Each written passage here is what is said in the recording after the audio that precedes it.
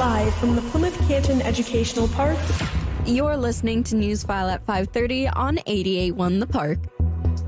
I'm Sydney, and in tonight's news, a local summit will focus on benefits for veterans, and hockey heroes bring hope to the community. Now, for the latest news that matters in your community. Veterans will learn about the latest information on benefits and available resources when the Local Impact Alliance presents their 14th Annual Veterans Summit. The presentation will feature panels discussing medical care, the VA Caregiver Program, and the PACT Act, which deals with veterans exposed to toxic substances like Agent Orange. President of the Local Impact Alliance, Beth Mead, says the summit is a great way to keep veterans updated on changing policies and benefits.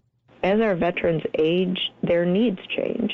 We think it's incredibly important to make sure that we're educating that community, to make sure that they get all of the benefits that they are entitled to simply because they do so much for us in serving our country. The Veterans Summit is September 13th from 11:30 a.m. to 1 p.m. at the Canton Township Administration Building. Attendees will receive a free lunch. The deadline to register is Monday, September 11th. More information is at localimpactalliance.org. Detroit Red Wings alumni will be back on the ice to take on local veterans, frontline workers, and first responders when Hockey Hearts and Heroes return to USA Hockey Arena this November. The game will benefit Northville's Living and Learning Enrichment Center, a nonprofit organization that helps physically and mentally disabled people get jobs and develop life skills.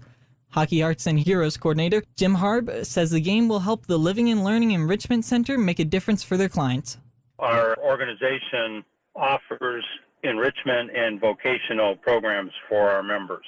And our members are young adults through seniors who are autistic or who are developmentally disabled. So we try to find them work and purpose in life. Hockey Hearts and Heroes is Sunday, November 12th at 1:30 p.m. at the USA Hockey Arena in Plymouth. The game will also include an auction of sports memorabilia and other items. Tickets and more information is available at usahockeyarena.com/HHH. Student loan payment issues top our look at world and national news tonight. Many people trying to get information on restarting their student loan repayments are reportedly spending hours on hold with their loan servicers. Some popular servicer websites have experienced outages as borrowers attempt to check balances or make payments. Interest on those loans began occurring again on September 1st. CNN reports that President Biden is taking part in the G20 summit in New Delhi. The White House says reforming the World Bank and helping developing countries are among the top items on the agenda. Biden met with India's Prime Minister today ahead of group discussions with other world leaders, which will wrap up on Sunday. Congress is racing to pass a short-term spending bill to avoid a government shutdown at the end of the month. Senate leaders returned to Washington this week and said the chamber is on track to pass legislation needed to keep the government funded beyond the September 30th deadline. But there are concerns over whether the Republican majority House will follow suit when the chamber gavels in next week. The United Auto Workers Union is expecting to get a counter offer to their demands for a new contract from Stellantis today. The automaker, formerly known as Fiat Chrysler Automobiles, will be the latest of the big three to submit a counterproposal. UAW President Shawn Fain filed an unfair labor practices lawsuit against Stellantis and GM earlier this month, claiming the companies were dragging their feet. In a social media post Thursday night, Fain said auto workers know what it's like to live paycheck to paycheck while the companies make it out like bandits. The contract deadline is September 14th. For Newsfile at 5:30, I'm Sydney. Your look at campus news is next. PCEP students can get an early start on a career in media. Audition for the staff of 88.1 The Park, one of the top high school radio stations in the country. You can do sports play-by-play or work behind the microphone as a DJ. There are also opportunities for students to work behind the scenes on the station's promotion staff, and you'll get to try your hand at news writing and reporting. An online audition application is available at 881thepark.com. Applications are due by Friday, September 29th. You can also learn more about the station at a pre-audition Zoom meeting on Wednesday, September 20th at 7 p.m. This message is brought to you by 88.1 The Park, Plymouth and Canton's hit music. Your place for Plymouth Canton Community Schools updates. It's campus news. In campus news, the Plymouth High School soccer team will host their annual Pink Out fundraiser on Tuesday, September 19th, as the Wildcats take on the Salem Rocks. The game will support Rosemary Lutz, who lives in our community and is battling breast cancer and several medical complications. Neil Bertrams, look at the complexities of the human condition will hit the stage this week when the Park Players Theater Company presents The Theory of Relativity. This show will examine the interconnectedness of all of us, through life's shared experiences, from the hilarious to the heartbreaking, through a seemingly unrelated collection of songs, scenes, and monologues. The show will run in the Gloria Logan Auditorium at Salem High School on September 8th and 9th at 7 p.m. Tickets are available on the Park Players website and will be available at the door. Plymouth Canton Community Schools Department of Student and Family Engagement wants to help upper elementary and middle school students start the school year with tools to find success. They're hosting Homework 101, a family's guide to middle school work at home, on Tuesday, September 19th at 10 a.m. at the Canton Public Library and at 6 p.m. at the Pioneer Middle School Media Center. More information is at P-CCSK12.com. For Campus News, I'm Scott. Your look at sports is next. Salem High School Athletics brings over 50 years of history, tradition, pride, and excellence to the Wall of Champions. The Wall honors Salem High School's top student athletes, coaches, administrators, and teams for their impact in the community, success on and off the field, and their service as role models for today's students.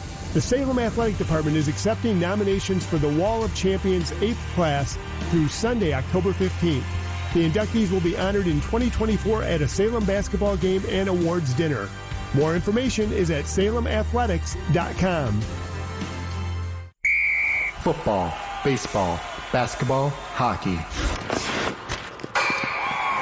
It's time for Newsfile at 5:30 Sports. In PCEP Sports yesterday, the Plymouth girls golf team placed second at a KLAA conference pre-tournament, while the Salem boys soccer team defeated Howell 4-1. The Plymouth boys tennis team visited Heartland to take on the Eagles and walked away with a commanding 8-1 win. In PCEP Sports today, the Plymouth girls cross-country team participates in the Rambling Rock Invitational while the Rocks football team visits Howell. Canton football is set to play the Novi Wildcats, while Plymouth football faces Heartland, which will be broadcast later tonight on 88.1 The Park. The Lions spoiled the Chiefs' banner celebration at Arrowhead Stadium. Jared Goff threw for 253 yards and 1 touchdown as Detroit took down defending Super Bowl champion Kansas City 21-20 in the NFL season opener. Josh Reynolds caught 4 passes for 80 yards, while David Montgomery carried the ball 21 times for 74 yards and a score. The Lions host the Seahawks in their home opener 1 week from Sunday. The Tigers avoided a 3-game sweep by the Yankees with a 10-3 win in the series finale in New York. Spencer Torkelson homered twice and drove in 4 for Detroit, which finished 4-2 on its road trip. Eduardo Rodriguez tossed 6 innings of 3-run ball as he improved to 11-7 with the win. The Tigers are back home to take on the Chicago White Sox starting tonight at Comerica Park. Reese Olson will get the start in the opener of the 3-game set. Second-ranked Michigan returns to the gridiron tomorrow to host UNLV in Ann Arbor, and Michigan State hosts Richmond. In other college football action tomorrow, Central Michigan welcomes in New Hampshire, Eastern Michigan is on the road to face Minnesota, and Western Michigan visits Syracuse. For Newsfile at 5:30, I'm Leo. Traffic and weather is next. From M14 to I-94. Your look at traffic starts now. There are a number of street closures in downtown Plymouth for the Plymouth Community Fall Festival being held from September 8th to the 10th. The following street closures are in effect: Main Street northbound from Wing to Penniman, and southbound from Freilich to Wing. Ann Arbor Trail eastbound from Forest to Union, and westbound from Deer to Harvey. From Main Street to the Penniman Municipal Lot, with closures potentially extending to Harvey at times during the weekend. All streets are expected to reopen at 2 a.m. on Monday, September 12th. That's all for traffic. Your look at weather is next. 88.1 The Park with your local weather forecast.